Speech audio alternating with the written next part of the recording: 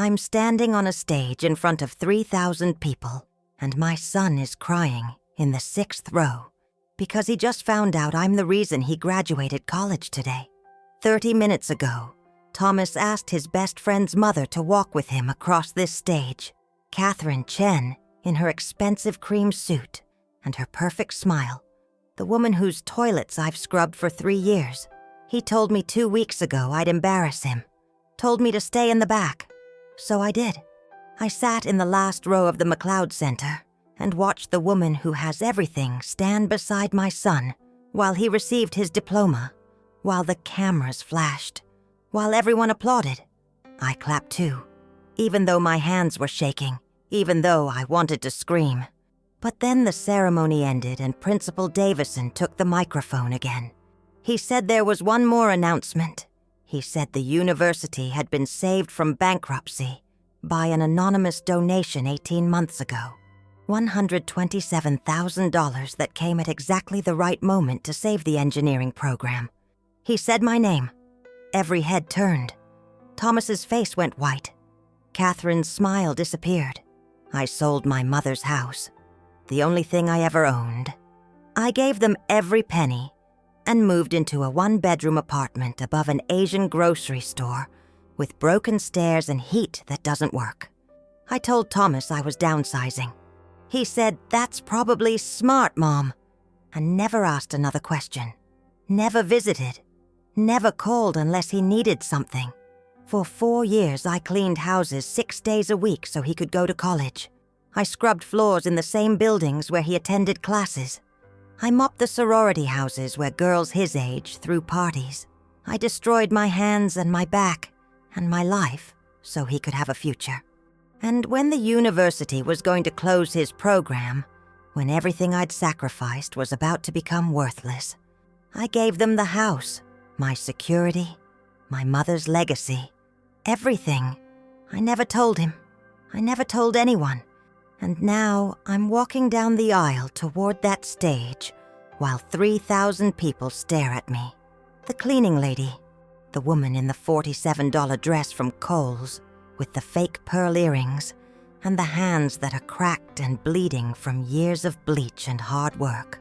Principal Davison is helping me up the stairs. He's talking into the microphone about sacrifice and dignity and how I'm the reason 27 engineering students graduated today. The applause is deafening, but all I can hear is my own heartbeat. Thomas is pushing through the crowd of graduates. His cap is gone. His gown is half unzipped. He's crying so hard he can barely see. Catherine is standing beside his empty seat with her hand over her mouth, finally understanding what it actually cost to get Thomas Brennan across that stage. The entire arena is on its feet. People are filming this on their phones. This moment is going to be everywhere, and Thomas is going to hate me for it. He spent 4 years distancing himself from me, ashamed of where he came from. And now everyone knows. Everyone knows his mother is the woman who cleans their houses. Everyone knows she's poor. Everyone knows she gave up everything. He's 10 feet away from me now. His face is destroyed. And I don't know if he's crying because he's grateful, or because I just humiliated him in front of everyone who matters in his new life. Principal Davison hands me an envelope. He's talking about a scholarship fund they've created in my name, about a job offer working with students, about how I'll never have to clean another house. But I can't hear him. I can only see Thomas. He stops 3 feet away. We stand there looking at each other, and I can see everything in his face. 4 years of distance, 4 years of embarrassment, 4 years of me making myself smaller and quieter and more invisible so he could be bigger and louder and more successful. 4 years of him treating me like I was nothing. And now he knows. Now everyone knows. His mouth opens but nothing comes out. His hands are shaking.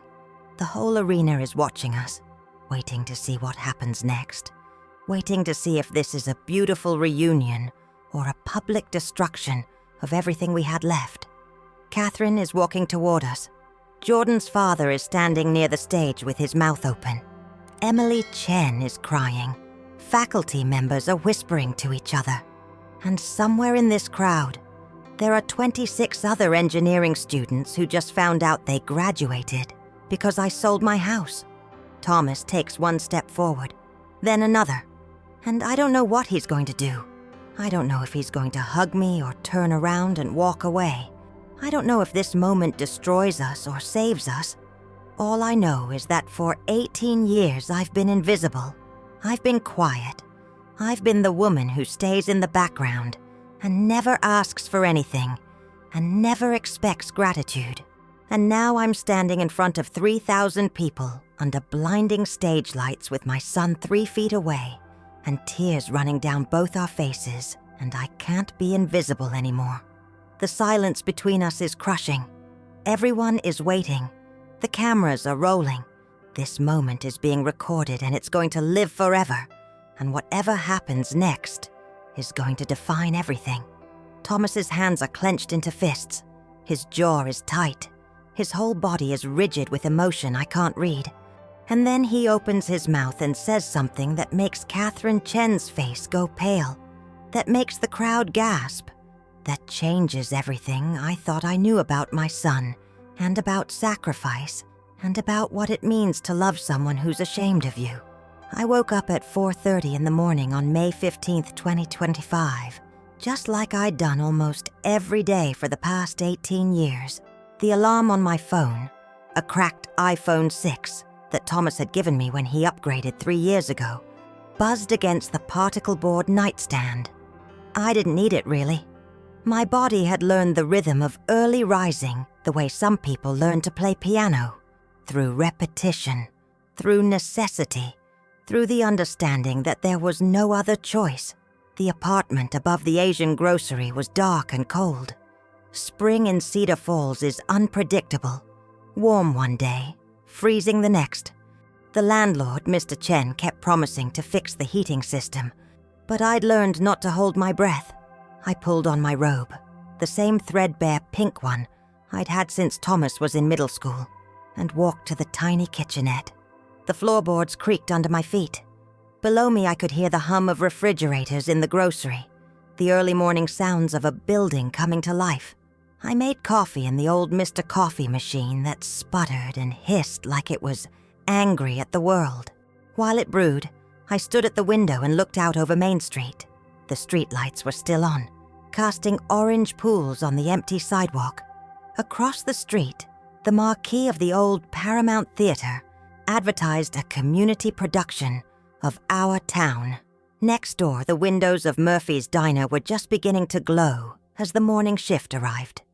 This was my Cedar Falls, not the campus with its modern buildings and manicured lawns, not the downtown area that had been revitalized with boutique shops and wine bars.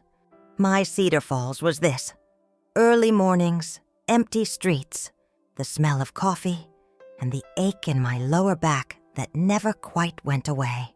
I poured my coffee into a chipped mug that said, "World's Best Mom," a Mother's Day gift from Thomas when he was 7. He'd picked it out himself at the dollar store. So proud, his small hand gripping mine as we walked home. I remembered how he'd made me close my eyes when he presented it, how his voice had been high and excited. "Open them, Mama. Do you love it?" I'd told him I did. I'd told him it was perfect, and I'd meant it. Now, holding that mug in my kitchen while my son prepared to graduate from college, I wondered if he even remembered giving it to me. I didn't have to work today. I'd taken the day off, the first time I'd requested a day off in 3 years that wasn't for illness or emergency. My primary client, Mrs. Patricia Hoffman, had been understanding. "Of course, Diane," she'd said in that polite, distant way of hers. "Your son's graduation. How wonderful." She'd said it the same way she might comment on the weather, acknowledging the fact without any real investment in it. Mrs. Hoffman lived in a 5-bedroom colonial on Tremont Street, the kind of house with a circular driveway and professionally landscaped gardens. I cleaned it every Tuesday and Friday. I knew every corner of that house better than she did. I knew which floorboards creaked, which windows stuck in their frames, which bathroom tiles were starting to come loose. I knew where her husband kept his bourbon, which her daughter hid romance novels, where the family dog liked to sleep when no one was looking. I knew their lives intimately, in the way that invisible people do.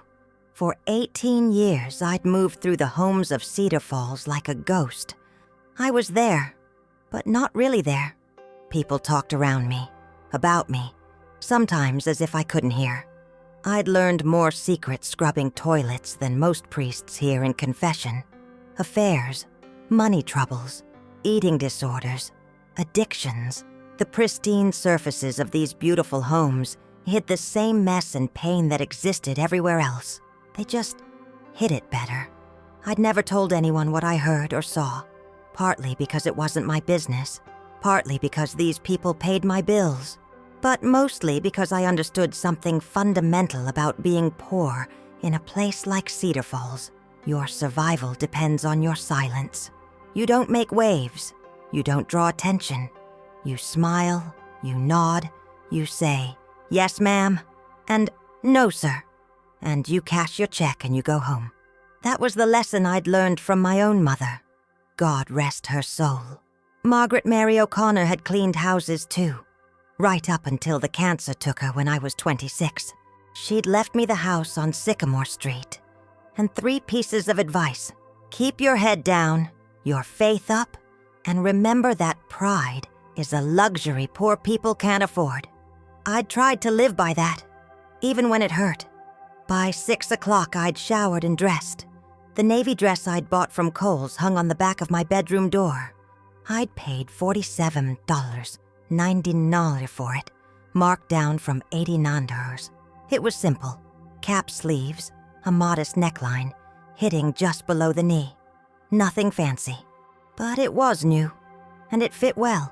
And when I put it on, I looked in the mirror and thought, I look like a mother going to her son's graduation. I look like I belong. I'd had my hair done yesterday at Sheer Magic on College Street.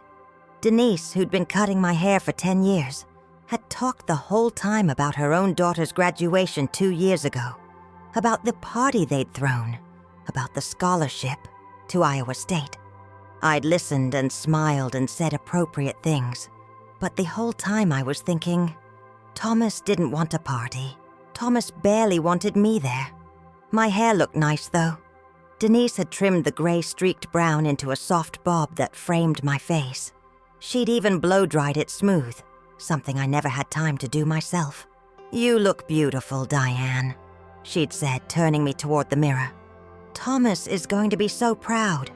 I'd smiled and nodded and left her a tip I couldn't really afford. Now, standing in my tiny bedroom, I looked at myself one more time. The dress, the hair, the small pearl earrings, fake, but you couldn't tell unless you looked close. That had belonged to my mother. I looked presentable, respectable, like a woman who had every right to watch her son graduate. But I could still hear Thomas's voice on the phone 2 weeks ago. "You'd probably feel out of place anyway." I pushed the thought away. Today was going to be a good day. It had to be. I left the apartment at 7:30. The ceremony didn't start until 10, but I wanted to get there early, find a good seat, maybe see Thomas before it all began. The May morning was bright and cool, the kind of perfect spring day that makes Iowa beautiful despite everything else. Trees were in full leaf, tulips bloomed in the planters along Main Street, and the sky was that particular shade of blue that seems impossible, like God spilled paint across the canvas of heaven. I walked to the campus. It was only 15 minutes from my apartment, and I didn't own a car. I'd sold my 2003 Honda Civic 2 years ago, when the transmission gave out and I couldn't afford to fix it. In Cedar Falls, you can walk most places, if you don't mind the time and the weather. I'd gotten good at both. The University of Northern Iowa campus was already buzzing with activity. Families streamed toward the McLeod Center, where the ceremony would be held. They were easy to spot. The parents with their cameras and proud smiles, the younger siblings dragging their feet, the grandparents moving slowly and carefully. Everyone was dressed up. Everyone looked like they belonged. I walked among them. invisible again. The McLeod Center is a massive arena. It hosts basketball games and concerts and events like this. Inside it was a sea of purple and gold, the school colors. Balloons bobbed against the high ceiling. A banner read, "Congratulations, class of 2025." In huge letters, volunteers in purple shirts directed people to their seats. I found a spot in the back row of the upper section, not because I wanted to be far away, but because I wanted to make sure I didn't accidentally embarrass Thomas by being too visible. From here I could see everything but remain unseen.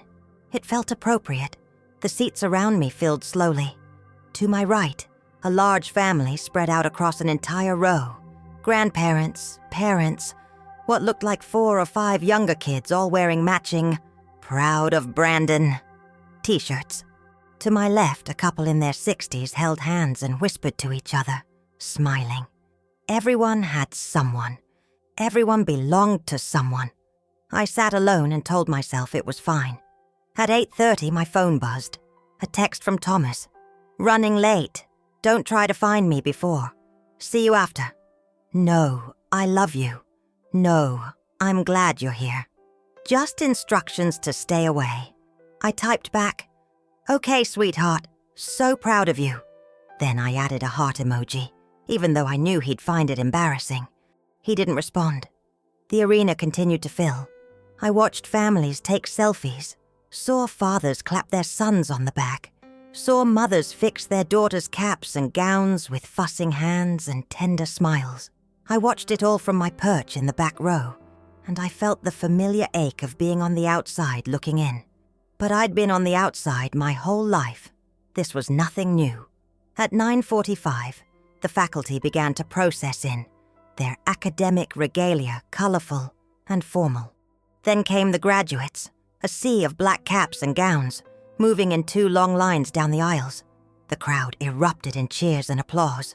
People stood, waving, calling out names. I stood too, scanning the faces for Thomas. And then I saw him, 6th row, right side. Even from this distance, even among hundreds of other graduates, I knew him instantly, the way a mother always knows her child. He was tall, 6'2", with sandy brown hair that never quite stayed where he wanted it. He had his father's strong jaw and my blue eyes. He looked confident, walking with his chin up, smiling at something another graduate said. He looked like a young man with his whole future ahead of him. He looked like everything I'd ever worked for. My eyes filled with tears. I let them fall. No one was watching me anyway. The ceremony began with the national anthem. Then came speeches, the valedictorian, a young woman with a bright smile, and an impressive list of achievements, talked about resilience and community. The dean of students spoke about the challenges the university had faced this year and how they'd overcome them together. Principal Davison, a dignified man in his 60s with wire-rimmed glasses and a kind face, welcomed everyone and congratulated the graduates. I listened to it all, but mostly I just watched Thomas. When they finally began calling names, my heart started racing. They went alphabetically. Anderson, Becker, Chen. Each graduate walked across the stage, shook hands with the principal and the dean, received their diploma cover. The actual diploma would be mailed later, and then paused for a photo. Most graduates walked alone. A few had parents or family members join them. I'd seen the program. It said family could request to walk with their graduate if they'd made special arrangements in advance. Thomas had made special arrangements, just not with me. When they reached the B's, I leaned forward in my seat. My hands gripped the armrests. This was it. This was the moment I'd worked 18 years for. "Thomas Michael Brennan," the announcer's voice echoed through the arena. "Bachelor of Science in Engineering." The applause was polite but not overwhelming. Thomas wasn't valedictorian, wasn't getting special honors. He was just one of 300 graduates crossing that stage. But to me, he was everything. And then I saw her.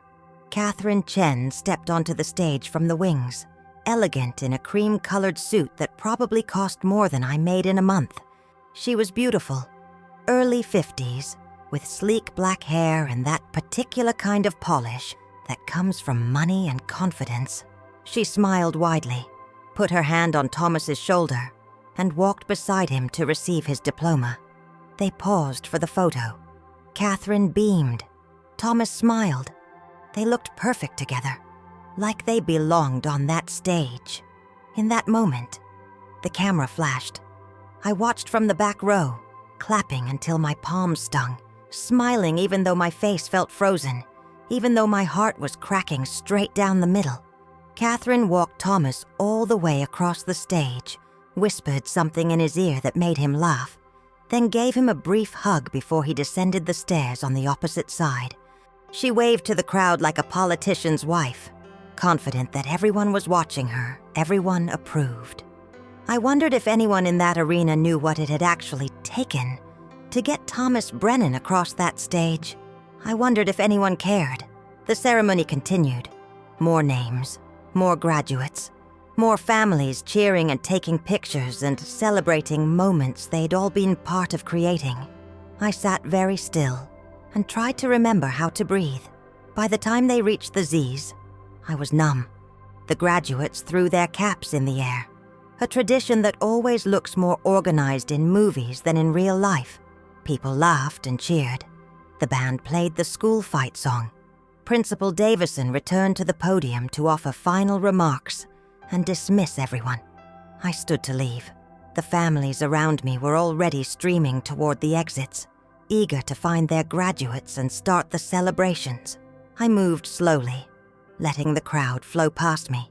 There was no rush. Thomas had made it clear he didn't want me hovering. I was halfway up the stairs heading for the exit when Principal Davison's voice came over the sound system again. Before we conclude today, I have one more announcement.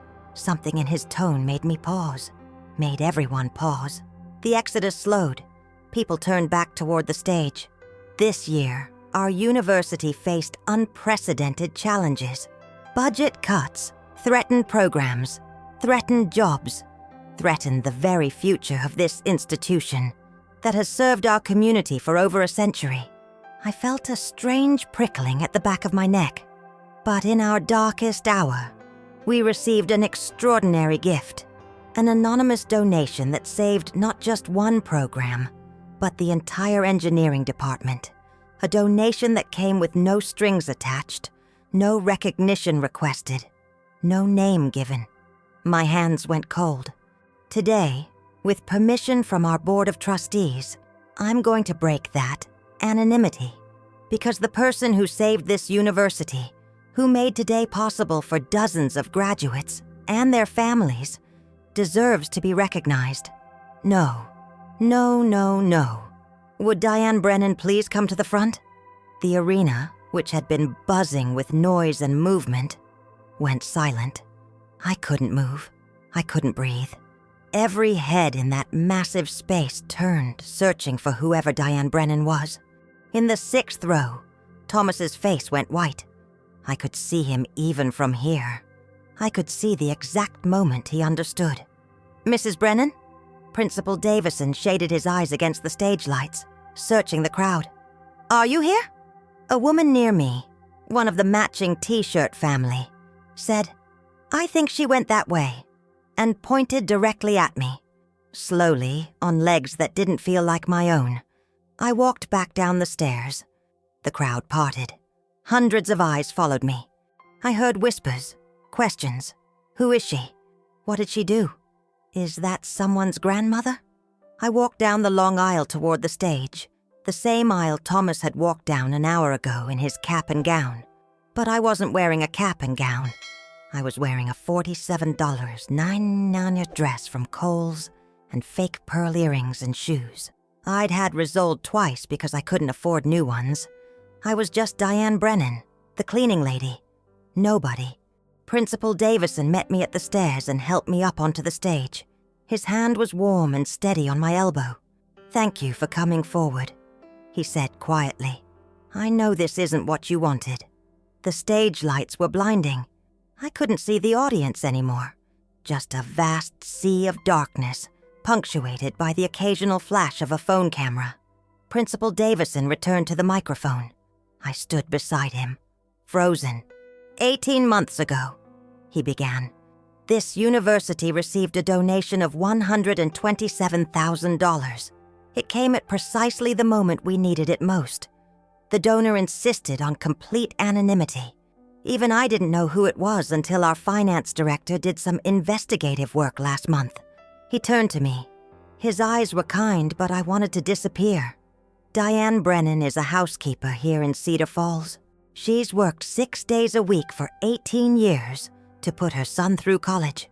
And when our engineering program was in danger of closing, when Thomas Brennan's degree was in jeopardy, she sold her house, the only property she owned, her only security, and she gave us every penny. The silence in the arena was absolute.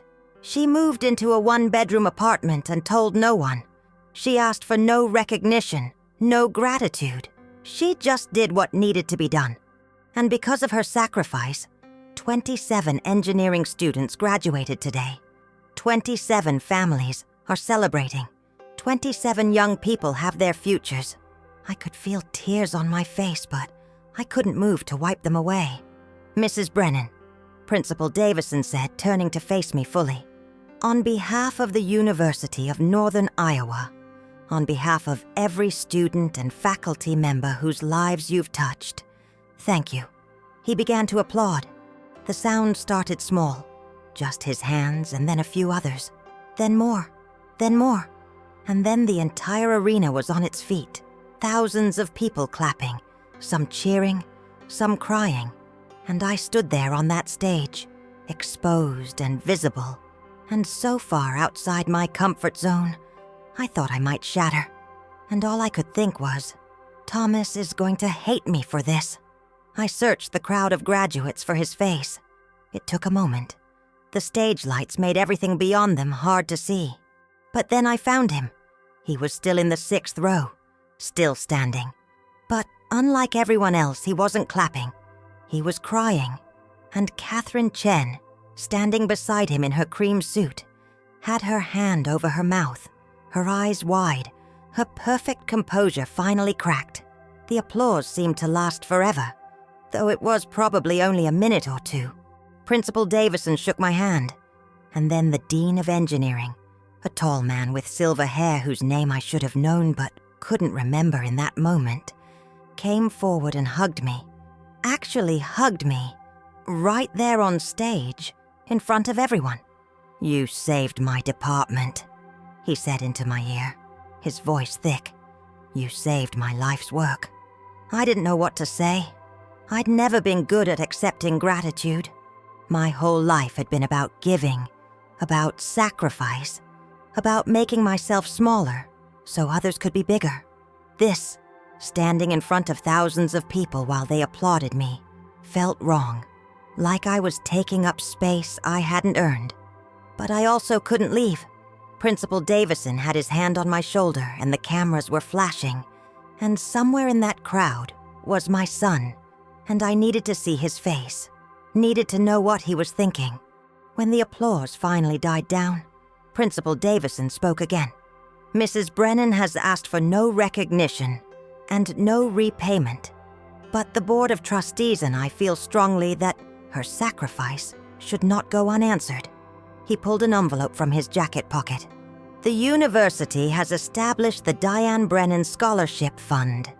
Every engineering student who graduates from this institution will contribute $5 to this fund.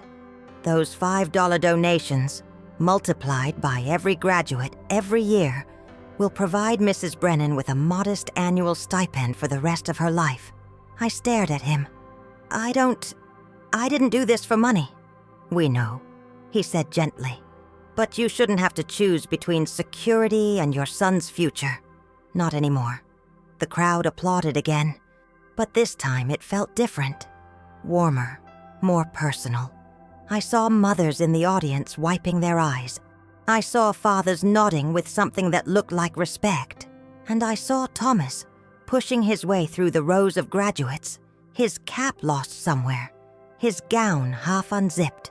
He was moving toward the stage with a desperate kind of urgency that I recognized, the same way he used to run to me when he was little and had a nightmare, when I was the only person who could make the world safe again.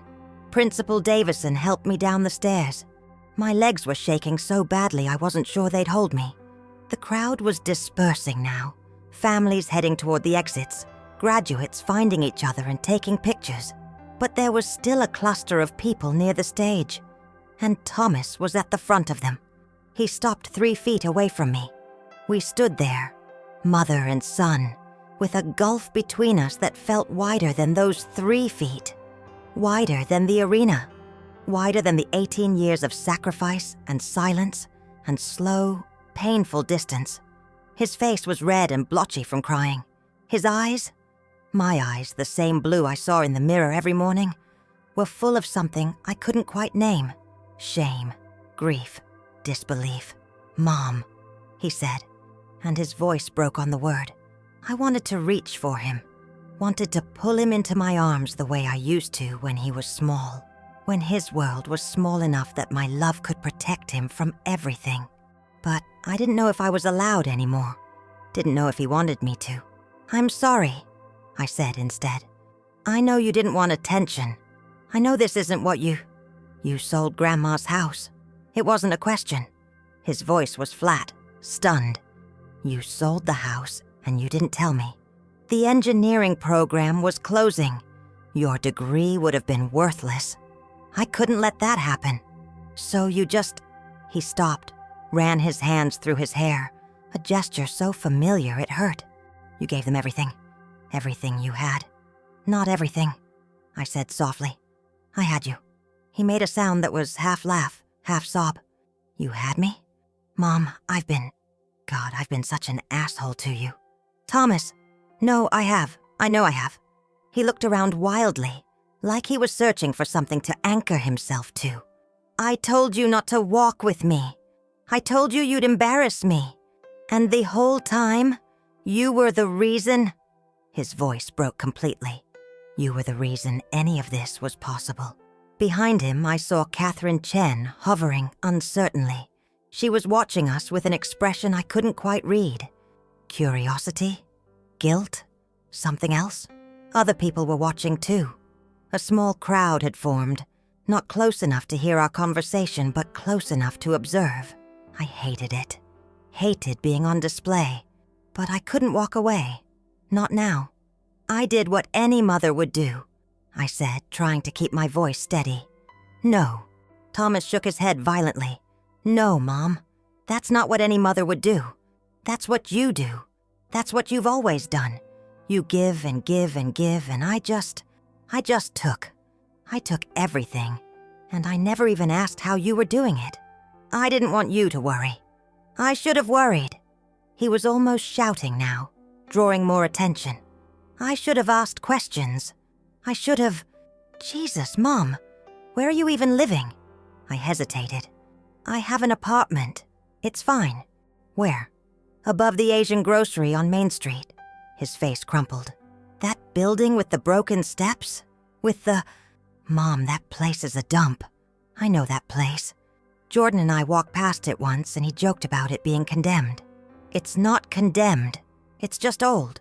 And you've been living there for how long?" 18 months. 18 months. He repeated it like he couldn't believe it. "You've been living in that place for 18 months, and I never visited you. Not once. I didn't even ask for your address. You were busy. College is demanding, I understood. Stop making excuses for me." He was crying openly now, not bothering to wipe his face. "Stop acting like it's okay that I treated you like garbage. Stop pretending that it doesn't matter." People were definitely staring now. I saw phones out, people recording. This moment, this private, painful moment, was going to end up on social media. The thought made me feel sick. "Can we go somewhere?" I asked quietly. "Somewhere more private." Thomas nodded, but before we could move, Catherine appeared beside him. Up close, she was even more elegant than she'd looked on stage. Her makeup was perfect, her cream suit without a wrinkle. She smelled like expensive perfume. "Thomas," she said softly, putting a hand on his arm, "maybe give your mother some space. This has been overwhelming for everyone." He turned to her, and something in his expression shifted, hardened. "You knew." Catherine's perfect composure flickered. "What?" "You knew about the donation. Your husband is the dean of engineering. He was on the board that accepted the money. You knew it was my mom." She glanced at me, then back at Thomas. "The donation was anonymous. We didn't know for certain. Don't lie to me." His voice was cold in a way I'd never heard before. "When did you find out?" Catherine's face flushed. "A few weeks ago. Richard mentioned it in passing. But Thomas, it wasn't my place to..." "You walked with me across that stage." He pulled his arm away from her touch. "You stood there in front of everyone like you had something to do with me graduating. Like you'd earned that moment. And the whole time, you knew that my mom who I told to stay away because she'd embarrass me, was the only reason I was graduating at all." "That's not fair," Catherine said, but her voice was weak. "Fair?" Thomas laughed bitterly. "You want to talk about fair? My mom cleaned your house. Did you know that? Every Tuesday for the last 3 years. She scrubbed your toilets and mopped your floors and probably listened to you complain about your life, while she destroyed her own hands making sure I could finish school. I hadn't realized he knew. I'd never told him which houses I cleaned. Never wanted him to feel ashamed." Catherine looked at me, really looked at me, for the first time. I saw a recognition dawn in her eyes. Oh God, you're the Tuesday cleaner." "Her name is Diane," Thomas said. "And she's my mother. And she's worth 100 of you." "Thomas, that's enough," I said, finding my voice. "She was trying to help you. She didn't do anything wrong. She let me push you aside. She went along with it." "I went along with it too," I said. "I chose not to fight. That's not her fault." But Thomas wasn't listening. He was staring at Catherine like he was seeing her for the first time, and whatever he saw disappointed him. "I need to go," he said abruptly. "I need to get out of here." He started to walk away, then stopped and came back to me. This time he didn't hesitate. He pulled me into his arms and held me so tightly I could barely breathe. He was crying again, his whole body shaking. "I'm so sorry, Mom," he whispered into my hair. "I'm so sorry for everything." I held him and let him cry, the way I'd done 1,000 times when he was small. My baby, my boy, my whole world. "It's okay," I murmured, even though it wasn't. Even though we both knew we had a long way to go before anything was truly okay. "We'll figure it out. We'll be okay." He pulled back finally, wiped his face with the sleeve of his gown. "Can I come see your apartment? Today? It's not much to look at."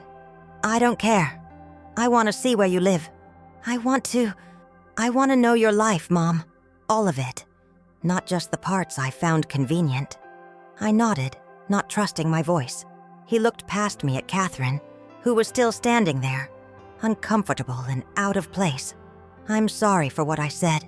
That was harsh." Catherine nodded stiffly. "You have a right to be angry." "I'm not angry at you. I'm angry at myself." He turned back to me. "Let me go change out of this gown and I'll meet you outside, okay?" "Okay." I watched him disappear into the crowd of graduates. Around me, the arena was emptying quickly. Families were streaming toward the exits, ready to start their celebrations. I stood alone near the stage, feeling exposed and exhausted, and strangely hollow. Principal Davison approached with a woman I didn't recognize. Mid-40s, professional-looking, carrying a briefcase. "Mrs. Brennan, this is Linda Morrison, from our finance office. She has some paperwork for you regarding the scholarship fund." "I really don't need..." "Please," Linda said gently. "Just listen to what we're offering. You don't have to decide anything today." We moved to a quiet corner of the arena, away from the remaining crowd. Linda opened her briefcase and pulled out several documents. The Diane Brennan Scholarship Fund will be managed by the university, she explained. Based on our projections, with contributions from every graduating engineering student, you'll receive approximately $35,000 to $40,000 per year. It's not a fortune, but it's enough to live on. Enough so you don't have to clean houses anymore if you don't want to. I stared at the numbers on the page. $40,000 a year. More money than I'd ever made in my life. There's something else, Linda continued. The board has voted to offer you a position with the university. Part-time, if you prefer. We'd like you to work with our student support services, helping first-generation college students navigate the financial and emotional challenges of higher education. You have experience that could help so many students. I don't have a degree, I said automatically. You have something better. You have understanding. You've lived it. Linda smiled. Think about it. There's no rush. Principal Davison handed me his business card. My direct line is on there. Call me any time if you have questions or concerns. And Mrs. Brennan, thank you. Not just for the money, but for the example you've set. Sacrifice, dignity, grace. Those are things we try to teach our students. But you've lived them. I took the card and the paperwork, folding it carefully and putting it in my purse. The same purse I'd carried for 6 years, the fake leather cracking at the seams. By the time I made it outside, the May sunshine felt surreal after the artificial lights of the arena. Graduates in their caps and gowns posed for photos with their families. Balloons drifted across the quad. Someone had brought a boombox and music was playing. Something upbeat and celebratory. I found a bench near the Humanities building and sat down to wait for Thomas. My feet hurt. My head hurt. Everything hurt. A shadow fell across me. I looked up to see a young woman, early 20s, wearing a graduation gown, Asian features, shy smile. Mrs. Brennan? I'm Emily Chen, Catherine's daughter. I recognized her vaguely. I'd seen her in family photos at the Chen house, though we'd never spoken. I just wanted to say thank you, Emily continued. I'm an engineering major, too. If the program had closed, I would have had to transfer. Your donation? It saved me, too. She held out her hand and I shook it, surprised by the firmness of her grip. I also wanted to apologize for my mother, Emily said quietly. I love her, but she can be tone-deaf sometimes, privileged. She doesn't always see things clearly. She didn't do anything wrong. Maybe not, but she didn't do anything right either. Emily bit her lip. I watched Thomas push you away all through college. I watched him act embarrassed by you at family dinners when you came up in conversation. And I never said anything. None of us did. We just let him treat you like you didn't matter. Thomas is young. He's figuring out who he is. That's generous of you. Emily smiled sadly. But wrong is wrong, even when you're young. Anyway, I just wanted you to know that some of us see you. Some of us appreciate what you did. She hesitated. And if you ever need anything, a recommendation letter, a connection, whatever, I work at Harrison Engineering downtown. Ask for me. She handed me a business card. Emily Chen, Junior Associate. And then she was gone, disappearing into the crowd of celebrating graduates. I sat on that bench for 20 minutes before Thomas finally appeared. He'd changed into jeans and a flannel shirt, his hair damp like he'd splashed water on his face. He looked young and lost and so much like his father, it took my breath away. Ready? He asked. I stood. My knees protested, but I ignored them. Ready. We walked to my apartment in silence. The 15-minute walk felt both too long and too short. I was hyper-aware of him beside me. His height, his stride, the way he kept glancing at me like he was afraid I'd disappear. When we reached Main Street, I saw him take in the neighborhood with fresh eyes. The Asian grocery with its faded awning, the second-hand store next door, the check-cashing place across the street. This wasn't the Cedar Falls he knew. The campus with its coffee shops and bookstores, This was a different world. "Here," I said, stopping at the door beside the grocery. The stairs up to the apartments were narrow and dark, the banister loose.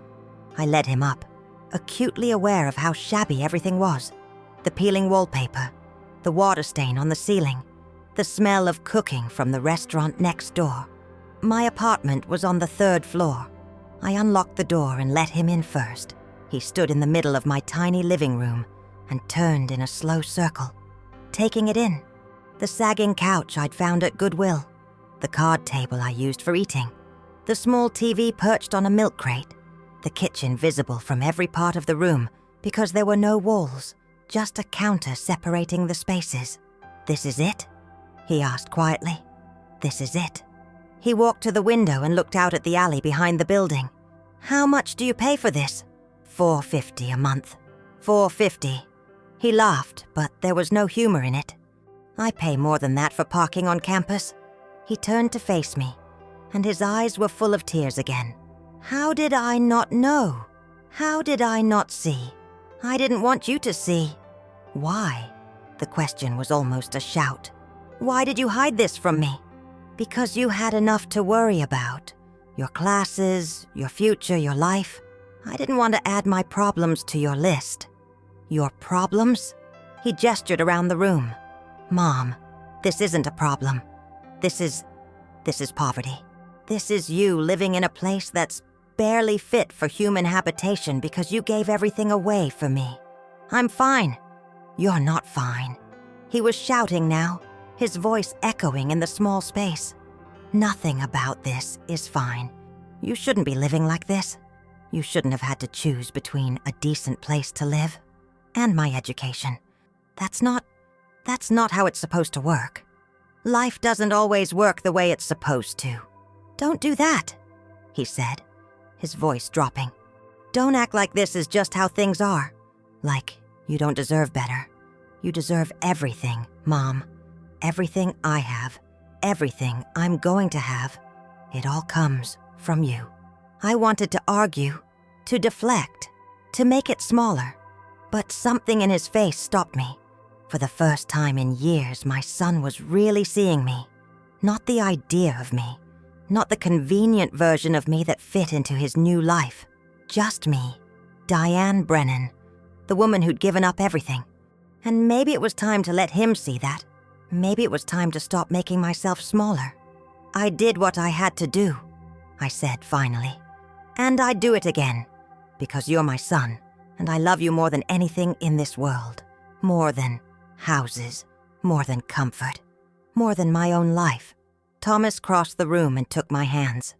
His were so much bigger than mine now, rough and strong. Working hands like his father's had been. I love you too, Mom. And I'm going to make this right. You don't have to make anything right. Yes, I do. His voice was firm. I got a job offer last week. Harrison Engineering. It's good money. I start in June. And the first thing I'm doing with my first paycheck is getting you out of this apartment. Thomas, please, let me do this. Let me take care of you for once. I looked at my son, this man who used to be my baby, who I'd rocked to sleep and watched grow and sacrificed everything for, and I saw something I hadn't seen in years. I saw the boy who used to tell me I was the best mom in the world. The boy who used to hold my hand. The boy who used to think I hung the moon. Okay, I whispered. He pulled me into another hug, and we stood there in my tiny apartment while the afternoon sun slanted through the window and the sounds of Main Street filtered up from below. And for the first time in a very long time, I didn't feel alone. We talked for hours after that. He asked questions, really listened, about my work, my life, the choices I had made. I told him about his grandmother, about growing up poor, about learning to make do with less. I told him about his father, stories he'd never heard, memories I'd kept locked away. And he told me about college, about the pressure he'd felt to fit in, to seem like he belonged with the other engineering students whose parents were doctors and lawyers and executives, about the shame he'd felt when his roommates talked about family vacations, and he had nothing to contribute. About how he'd convinced himself that distance from me was the price of success. Catherine and Richard, they were so welcoming, he said. They invited me to their house for holidays. They talked about internships and connections and opportunities. And I told myself that was what I needed. That was the world I needed to be part of. They were kind to you. They were. But I think... He paused, choosing his words carefully. I think they also liked having a charity case. Someone to mentor. It made them feel good about themselves. That's not entirely fair. Maybe not. But, Mom, when Catherine walked across that stage with me today, she knew. She knew you were the one who saved the program. She knew what you'd sacrificed, and she didn't say a word. She just smiled for the cameras and accepted congratulations that should have been yours. I didn't know what to say to that. Thomas stood and walked to the window again. I need to apologize to her. I was too harsh earlier. That would be kind. But I also need to set boundaries. I need her to understand that you're my mother, not her, and you're the one who deserves my loyalty. Outside, the sun was starting to set. The light through the window turned golden, painting everything in warm tones. In that light, my shabby apartment almost looked beautiful. I should go, Thomas said finally. Jordan's parents are throwing a graduation party tonight. I told them I'd stop by. Of course. Come with me. I blinked. What? Come with me. To the party. I want you there. Thomas, I don't think... Please, Mom. I've spent 4 years hiding you. I'm done with that. I want people to meet you. I want them to know who you are. I looked down at my dress, rumpled now from the day. I'm not dressed for a party. You look perfect. He smiled, and it was the smile I remembered from childhood. Open, genuine, full of love. Please? How could I say no? The Chen house was everything my apartment wasn't. Spacious, elegant, filled with light and laughter, and the kind of casual wealth that didn't need to announce itself. It sat on Tremont Street in a neighborhood where the houses had names instead of just addresses, where the lawns were professionally maintained and the cars in the driveways were all less than 3 years old. I'd been here before, of course, every Tuesday for 3 years. But I'd always come through the back door, the service entrance that led directly to the mudroom and laundry area. I'd never walked up the front steps, never rang the doorbell like a guest. Thomas took my hand as we approached. His palm was sweaty, or maybe that was mine. You okay? He asked. Nervous, I admitted. Me too. The door opened before we could knock. Richard Chen stood there in khakis and a polo shirt, a drink in his hand, his silver hair perfectly styled. He was a handsome man in his late 50s, with the kind of confidence that came from never having worried about money. Thomas, he clapped my son on the shoulder. We were wondering if you'd make it. And you brought... He stopped, recognition dawning in his eyes. Mrs. Brennan. Hello, Dr. Chen. There was an awkward pause. Richard knew who I was. Not just from the ceremony, but from the 3 years I'd spent cleaning his house. He'd walked past me countless times, usually with a vague nod, sometimes without acknowledging me at all. I was part of the furniture, invisible. But now I was standing on his front porch as his star student's mother, and the dynamic had shifted in a way that clearly made him uncomfortable. Please come in, he said finally, stepping aside. We're so glad you could join us. The house was full of people, graduates and their families, faculty members, neighbors. Everyone held drinks and appetizers that I recognized because I'd seen Catherine prepare for parties like this before. Shrimp cocktail, bruschetta, those little phyllo cups filled with brie and cranberries, the kind of food that looked effortless, but took hours to prepare. Catherine appeared from the kitchen, wearing a different outfit now. Casual linen pants and a silk blouse, still elegant but more relaxed. She saw us and froze mid-step, her smile faltering. Thomas, she said, recovering. I'm so glad you came. Her eyes flicked to me. Mrs. Brennan. This is unexpected. I invited her, Thomas said, his voice firm but not hostile. I hope that's okay? Of course it's okay. Catherine set down the tray she was carrying and wiped her hands on a dish towel. Can I get you something to drink? Wine? Beer? We have soft drinks too. Water would be fine, I said. I'll get it, Thomas said quickly. Mom, why don't you sit down? I'll be right back. He disappeared into the crowd, leaving me alone with Catherine and Richard. The three of us stood in the foyer, surrounded by the sounds of the party but somehow separate from it. That was quite a revelation today, Richard said, taking a sip of his drink. We had no idea the anonymous donor was so close to home. You knew last month, I said quietly, according to Thomas. Richard had the grace to look embarrassed. We suspected. The financial records were suggestive, but we weren't certain until Principal Davison confirmed it. And you didn't think to tell Thomas? It wasn't our information to share, Catherine said, but her voice lacked conviction. The donation was anonymous for a reason. We thought we were respecting your privacy.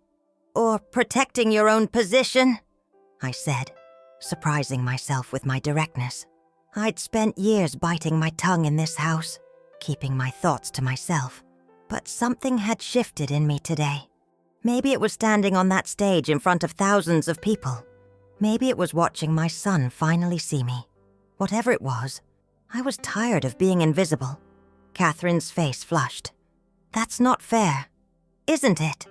I met her gaze steadily.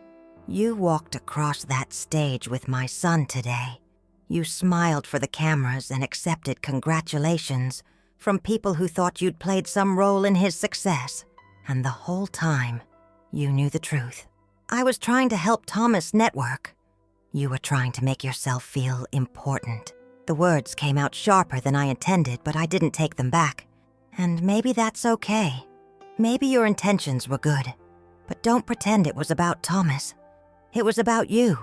The silence that followed was heavy and uncomfortable. Richard looked like he wanted to be anywhere else. Catherine's eyes were bright with tears or anger. I couldn't tell which. You're right, Catherine said finally, her voice small. You're absolutely right. I told myself I was mentoring Thomas, that I was opening doors for him. But the truth is, it made me feel good. It made me feel generous and important and needed. And I didn't think about what it cost you. I didn't think about you at all. It was the most honest thing she'd ever said to me in 3 years. I cleaned your house for 3 years. I continued, gentler now. I know things about your family that you probably don't realize. I know that your daughter Emily cries in her room sometimes when she thinks no one can hear. I know that you and Richard fight about money, even though you have plenty of it. I know that you buy new clothes every week and donate the old ones without ever wearing them. I know your lives, Catherine, but you never once asked about mine. Catherine's face crumpled. I didn't know how. You were always so quiet, so separate. I was the help. That's what I was supposed to be. No, Richard said suddenly. That's not... We never thought of you that way. Didn't you? I looked at him directly. When was the last time you asked me about my life? About my son? About anything that mattered to me? He opened his mouth, closed it, had no answer. Thomas returned then, carrying 2 glasses of water and looking worried. Everything okay? Everything's fine, I said, taking the water. Thank you, sweetheart. Catherine wiped her eyes quickly. I should check on the food. Excuse me. She disappeared into the kitchen. Richard murmured something about greeting other guests and fled. Thomas and I stood alone in the foyer. What did I miss? He asked. Just some honest conversation, I said. Nothing to worry about. He didn't look convinced, but before he could press, a voice called out from the living room. Thomas! Get over here, man! A group of young men Thomas's age were gathered by the fireplace, holding beers and laughing. I recognized one of them, Jordan, Thomas's roommate, the one who'd smirked at my worn coat. Go, I said, nudging Thomas. "Be with your friends. I'll be fine." "You sure?" "I'm sure." I watched him cross the room, watched his friends greet him with backslaps and jokes. He fit in with them, these confident, well-dressed young men with their bright futures and their easy laughter. But now, instead of feeling like I didn't belong in that picture, I understood something different. I was the foundation that picture was built on. Without me, none of it existed. I found a quiet corner near the windows that overlooked the backyard. The garden was beautiful, professionally landscaped with native plants and a stone pathway that led to a small fountain. I'd weeded those flower beds countless times, dead-headed those roses, swept those stones clean of leaves. I knew every inch of this garden, but I'd never just stood and looked at it before, never taken the time to appreciate it. "Mrs. Brennan?" I turned to find Emily Chen standing beside me, holding 2 plates of food. "I thought you might be hungry," she said, offering me one. "Thank you." We stood together in companionable silence for a moment, eating the expensive appetizers and watching the party. "My mom's in the kitchen crying," Emily said quietly. "My dad's out on the back porch avoiding everyone, and Thomas looks like he's at his own funeral. Great party. Despite everything." I smiled. "Not what you expected?" "Not even close." Emily took a sip of her wine. "But maybe it's what we needed. This family is really good at pretending everything's perfect. We could use a little honesty. I didn't mean to cause a scene." "You didn't cause anything. You just told the truth." She looked at me with something like admiration. "That takes courage, especially here in this house, where everyone's so worried about appearances." I thought about that. About courage. I'd never considered myself brave. Brave people did bold things, made big gestures, took risks. I'd just survived, put one foot in front of the other, day after day, year after year. But maybe that was its own kind of courage. "Can I ask you something?" Emily said. "Why did you do it? Why did you give away everything?" "He's my son." "That's not really an answer." I thought about it. When Thomas was born, they put him in my arms and I looked at his face, this tiny, perfect face, and I thought, I would die for you. I would do anything for you. And that feeling never went away. It just grew stronger. So, when the moment came to choose between my security and his future, it wasn't really a choice at all. But you could have told him, asked him to help. He would have found another way. Maybe. Or maybe he would have dropped out, tried to work full-time, given up on his dreams. I couldn't risk that. So you risked everything instead. "Not everything," I said again. As long as he was okay, I still had everything that mattered. Emily's eyes filled with tears. "I hope someday I love someone the way you love Thomas. That kind of selfless, unconditional love. It's rare. It's not rare. It's just motherhood." "No," Emily said firmly. "Trust me. Not all mothers love like that. Some mothers love conditionally. Some mothers keep score. Some mothers make you feel like you owe them for every sacrifice they made. But you gave everything and asked for nothing. That's not common. That's extraordinary." Before I could respond, a commotion erupted near the entrance. Voices raised, not in anger but in surprise. The crowd shifted and parted, and I saw Principal Davison walking into the party, still in his suit from the ceremony. Richard hurried over. "Principal Davison! This is unexpected. Is everything all right?" "Everything's fine," he said, scanning the room. His eyes landed on me. "Mrs. Brennan, I'm glad I found you. There's someone who wants to meet you." Behind him, a young man stepped forward. Early 20s, African American, wearing a nice button-down shirt and slacks. He had a nervous energy about him, like he was working up courage. "Mrs. Brennan," Principal Davison said, "this is Marcus Washington. He graduated today with a degree in engineering. Marcus, this is Diane Brennan." Marcus extended his hand and I shook it, confused. "It's an honor to meet you, ma'am." "I'm sorry, have we met before?" No, ma'am. But your donation, it saved my scholarship.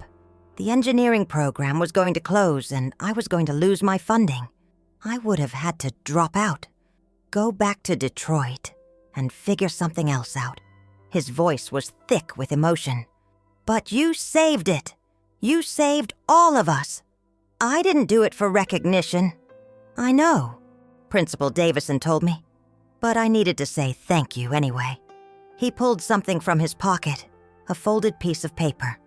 This is my job offer from Boeing. I start in September. I'm going to be an aerospace engineer, Mrs. Brennan. I'm going to design planes, and none of that would have been possible without you.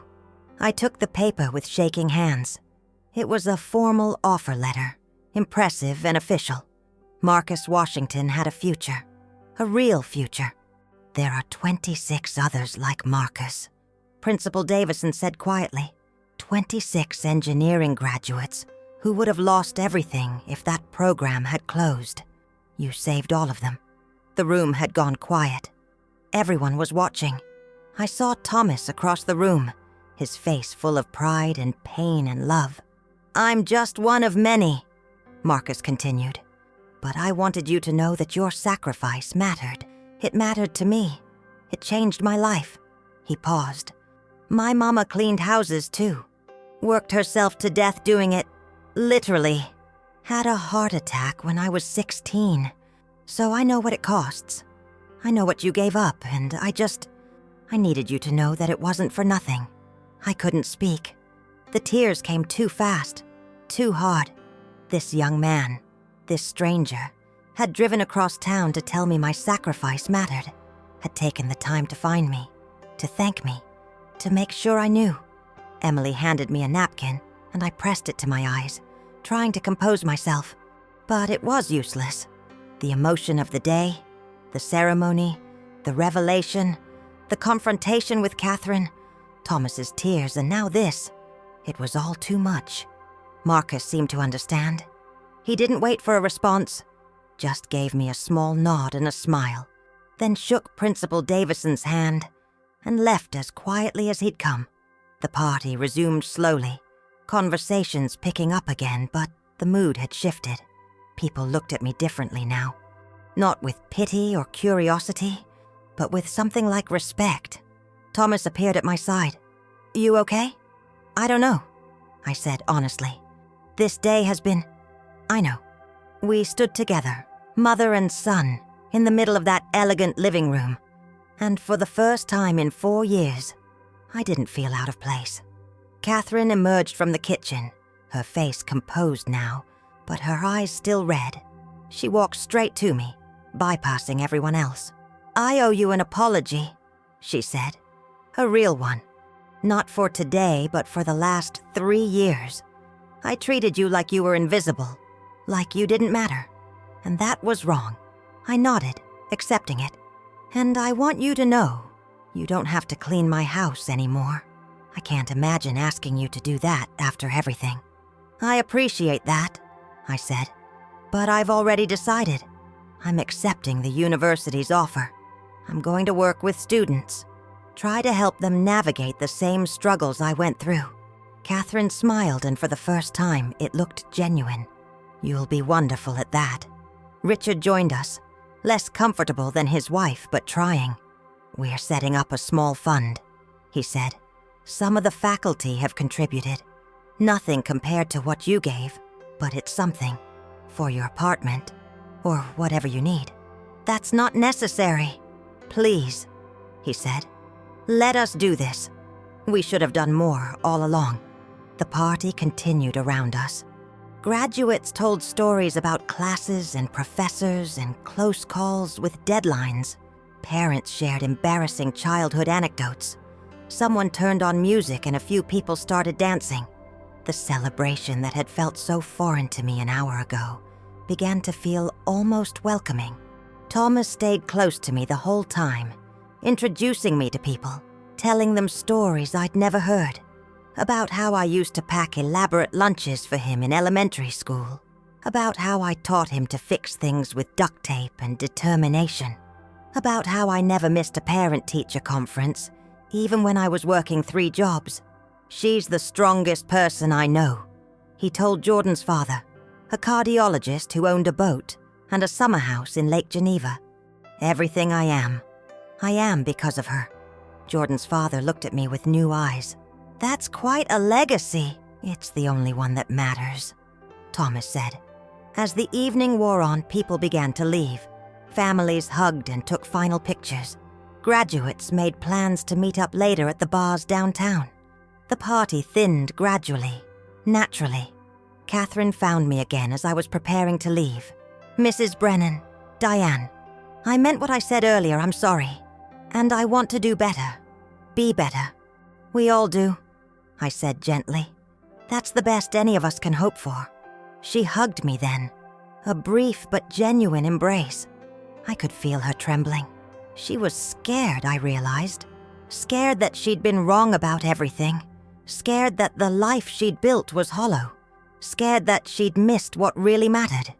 I understood that fear. I'd lived with it for years. Thomas drove me home in Jordan's car. He'd borrowed it for the night.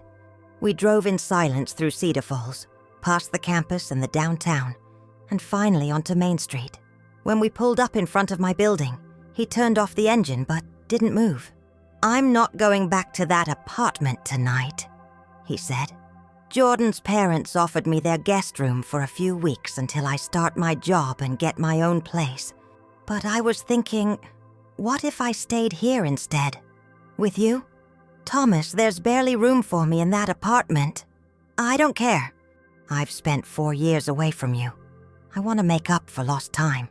I looked at my son, this man I'd raised who'd hurt me and disappointed me and broken my heart, but who was also brave enough to admit his mistakes and try to make them right. Okay, I said, but you're sleeping on the couch. He grinned. Deal. We climbed the dark stairs together, and when we reached my apartment, it didn't look as shabby as it had that afternoon. Maybe because I wasn't seeing it through Thomas's eyes anymore. Maybe because I understood now that this place, humble as it was, represented something important. I had survived. I had sacrificed. I had loved without reservation or condition. And in the end, that love had come back to me. Thomas made tea, my mother's old kettle, dented and worn but still functional, while I changed into comfortable clothes. We sat together on my second-hand couch, drinking tea and talking about everything and nothing. About his job starting in June. About the apartment we'd look for together. About the future that suddenly seemed full of possibility. Mom, he said as the night grew late and the traffic sounds from Main Street faded. Can I ask you something? Anything. Why did you name me Thomas Michael? I know Michael was Dad's name, but where did Thomas come from? I smiled, remembering. It's from the Bible. Doubting Thomas, the apostle who wouldn't believe Jesus had risen until he saw the proof with his own eyes. That's kind of dark, Mom. Maybe. But I always loved that story. Because even though Thomas doubted, even though he needed proof, Jesus didn't reject him. He gave him what he needed to believe. He met Thomas where he was. And you wanted me to be like that? I wanted you to question things, to not just accept what you're told, to seek truth. I paused. But also, I wanted to remember that doubt isn't the opposite of faith. Sometimes doubt is part of faith. Sometimes you have to work through the questions before you can get to belief. Thomas was quiet for a long time. Then, I doubted you. For years I doubted that what you did mattered, that your life had value. I was so busy chasing this idea of success that I couldn't see the real success was right in front of me. You were finding your way. I was being an idiot. You were being human. I took his hand. We all doubt. We all lose our way sometimes. What matters is that you found your way back. He leaned his head on my shoulder, the way he used to when he was small and tired and needed comfort. I love you, Mom. I love you too, baby. We sat like that until we both fell asleep, mother and son, in a tiny apartment above an Asian grocery, surrounded by the evidence of a life lived in sacrifice and service and unconditional love. 3 weeks later, the apartment Thomas and I found together was in a newer building on the east side of town, close to Harrison Engineering, where he'd started his job. It had 2 bedrooms, a real kitchen, and windows that actually sealed properly against the weather. It wasn't fancy, but it was clean and safe in ours. I'd given my notice to most of my cleaning clients. Some, like Mrs. Hoffman, had been understanding if a bit distant. Others had seemed almost offended, as if my decision to stop cleaning their toilets was somehow a judgment on them. Only one client had surprised me. Mrs. Eleanor Kowalski, an 86-year-old widow who lived alone in a small house on the south side, had invited me for tea on my last day. "I know you have better things to do now," she'd said, pouring from her good china. "Important work at the university, but I want you to know, you made my life better. Not just because my house was clean, but because you saw me. You asked about my children. You remembered my stories. You made me feel like I mattered." I'd cried, and she'd patted my hand with her papery fingers and told me that kindness was never wasted, even when it seemed invisible. I'd started my new job at the university the week after graduation, working with first-generation students, helping them navigate financial aid and family expectations and the complicated emotions of being the first in your family to go to college. It was hard work, emotionally draining, but it felt right in a way that cleaning houses never had. The Diane Brennan Scholarship Fund had been officially established. The first stipend check had arrived, $3,200, which seemed like an impossible amount of money. Thomas had wanted me to save it all, but I'd used half to buy new furniture for our apartment, and the other half to donate to St. Patrick's Church's food pantry. Father Morrison had cried when I handed him the check. "For all the times you helped me," I'd said. "Now I can help someone else." On a sunny Saturday in early June, Thomas and I drove to the cemetery where my mother and Michael were buried. We brought flowers, nothing fancy, just grocery store bouquets, and stood at their graves while the wind rustled through the oak trees. "Hi, Grandma," Thomas said, kneeling by my mother's headstone. "I'm sorry I never knew you, but Mom tells me I'm a lot like you. Stubborn, hard-headed, proud." He smiled. "I'm trying to work on that last one." He moved to his father's grave. "Hey, Dad. I wish I remembered you better. I wish I could tell you about my life, about my job, about how Mom raised me to be a good man. I hope I'm making you proud. I hope," his voice broke, "I hope you know that Mom never gave up. She could have.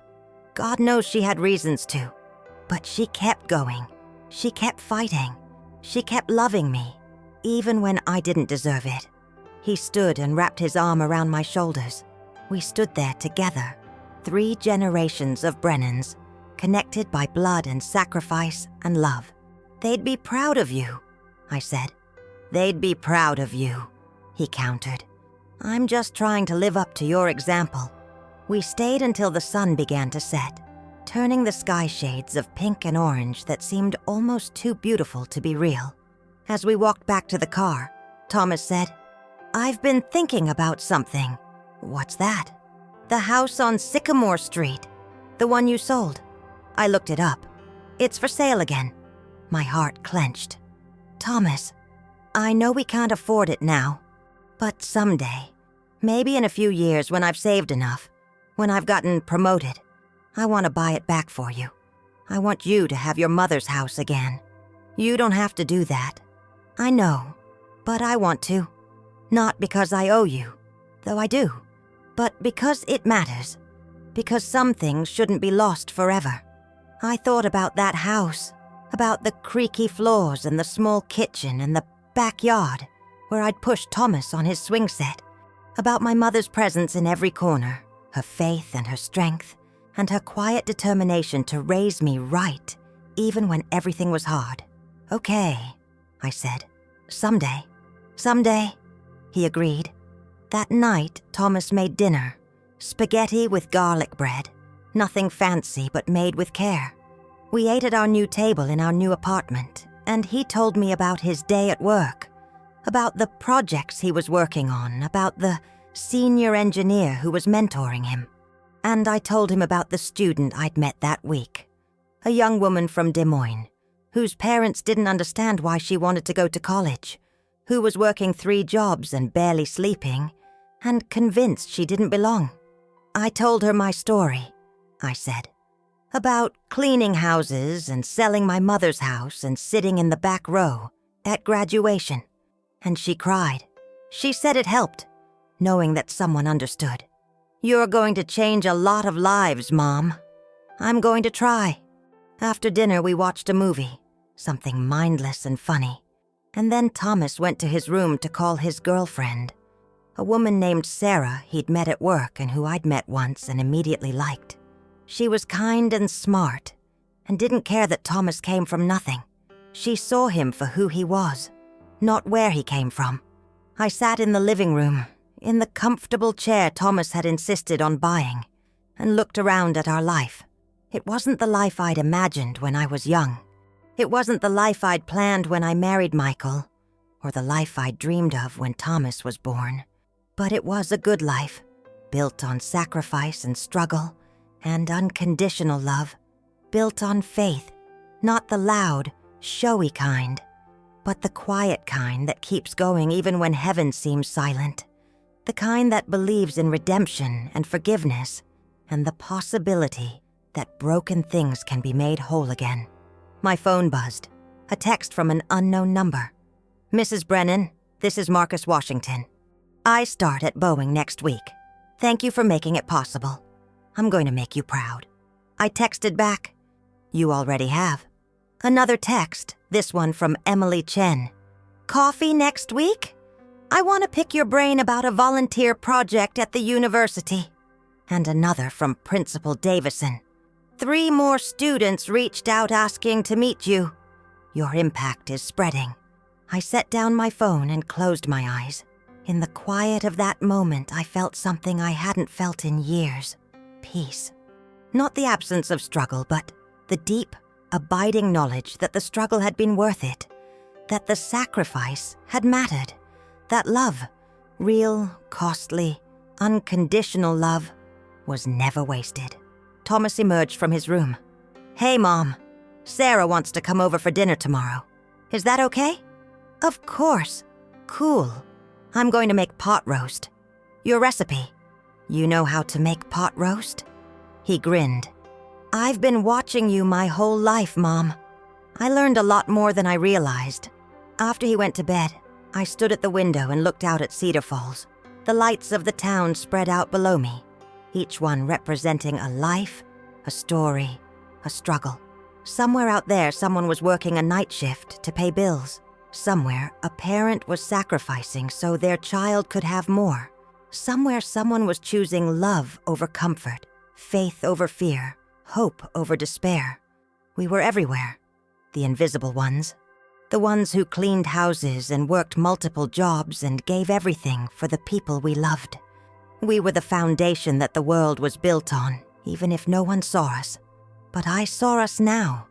I saw myself, Diane Brennan, 54 years old, former housekeeper, current university employee, mother, survivor, woman of faith, even when faith was hard, woman of sacrifice, even when sacrifice broke her, woman of love, even when love went unrecognized.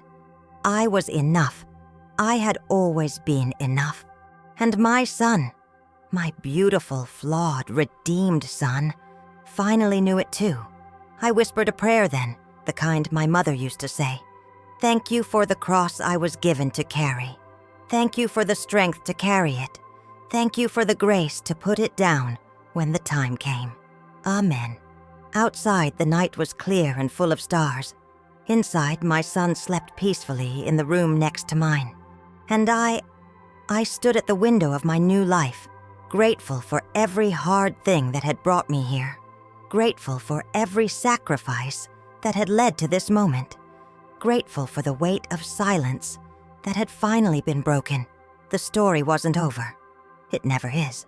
But this chapter, The chapter of invisibility and shame and doubt was closed. A new chapter was beginning, and I was ready. "Mom, you would embarrass me." My son asked his friend's mother to walk with him at his graduation. I just waited in silence. At the end, the principal called me to the front, and what he said left everyone in shock.